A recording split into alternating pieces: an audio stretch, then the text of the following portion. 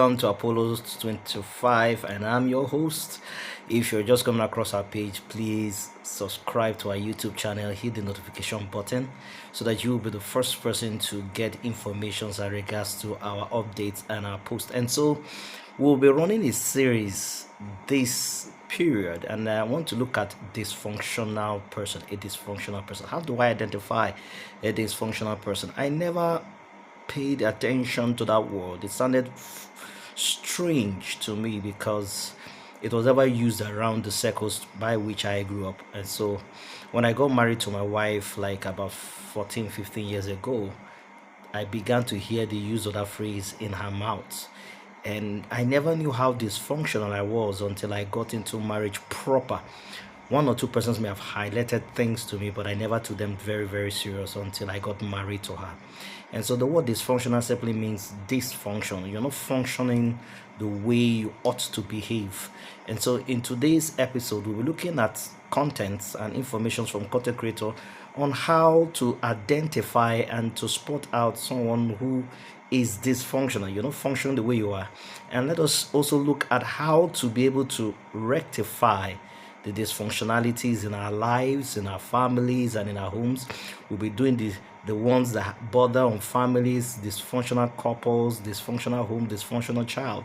And so today we're just looking at how to identify a dysfunctional person and what can be done to remedy the situation. So sit back, watch the video clips. We want to hear what you think, what you feel in the comment section. Thank you. Often the narcissist can show up as a kind of a schizophrenic, or at least it will seem that way to you. So when you're on the receiving end of these confusing, contradictory patterns of behavior and communication, you'll be thinking this person has a split personality, or dissociative identity disorder as it's now known. It isn't that, but it definitely will feel that way to the target. You'll feel like you're dealing with two different people. Now, why is that? It's largely because the development of narcissistic personality disorder means that the person was raised in an environment of such intense pain and trauma that they experienced a complete psychotic break from reality because reality was simply too painful. They elected to go inside of a fantasy to escape that painful reality. In their reality, they were impotent, they were victimized, they were being tortured psychologically, physically, emotionally, perhaps even sexually. It's childhood trauma that this typically comes from. And they wanted to escape into a reality where they had all of the potency, where they had all of the power. But there is no reality in which they had all of the potency and all of the power. It's a fantasy. So this must be understood as a fantasy-based response to trauma. The narcissist has chosen fantasy in order to deal with the pain of reality. The narcissistic personality disorder structure is a denial of reality. It's defined by denying reality. Why am I emphasizing this so strongly? Why am I emphasizing this so emphatically? Because when you come with your good intentions, with your naive assumption at the goodness at the core of everybody because you watch a lot of Hollywood movies, and you think all this person needs is love and understanding because you've misunderstood the truths of psychotherapy, of psychoanalytic theory, and you think that love makes everything better. It actually doesn't. You think that you're going to reach a person deep down inside of there, and I'm telling you no. You must relinquish hope. This is a really tragic case. If somebody's on a scale for trait narcissism, they'll probably be fine inside of 3 months of counseling if they want to get better, if they want to change. It's really not that big a deal. If they have full-blown narcissistic personality disorder, there is a psychotic break with reality that they've developed since childhood.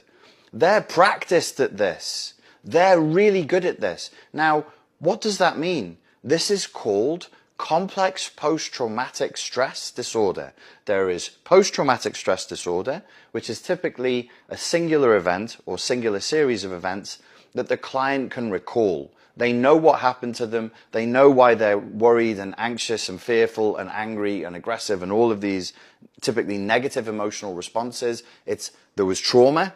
there was a traumatic event, and then post, which means after the trauma, they live in this altered state of being. That's post-traumatic stress. They can remember visually, auditorily, and kinesthetically what happened. And when they go into a flashback, they go back into the moment and experience it through the body and through the mind. They think the same thoughts of panic, of terror, of disillusionment, of whatever, and they feel the same feelings in the body. With complex post-traumatic stress disorder, this typically takes place in an environment where the person could not escape, and they were exposed to trauma again and again and again over a prolonged period of time, such that their ego boundaries start to break down.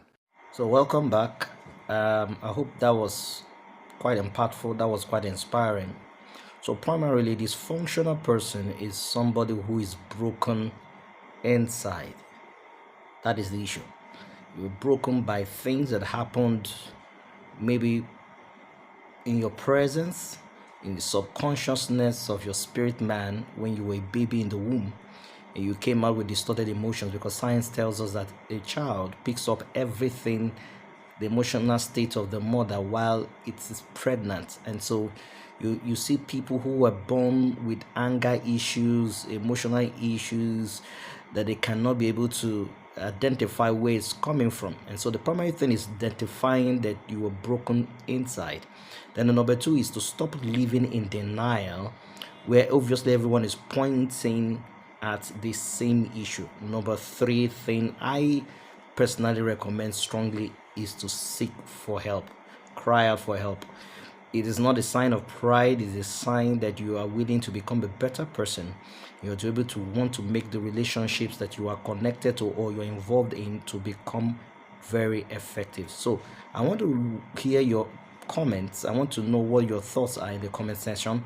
And so we'll be looking at the various aspects of this dysfunctionality.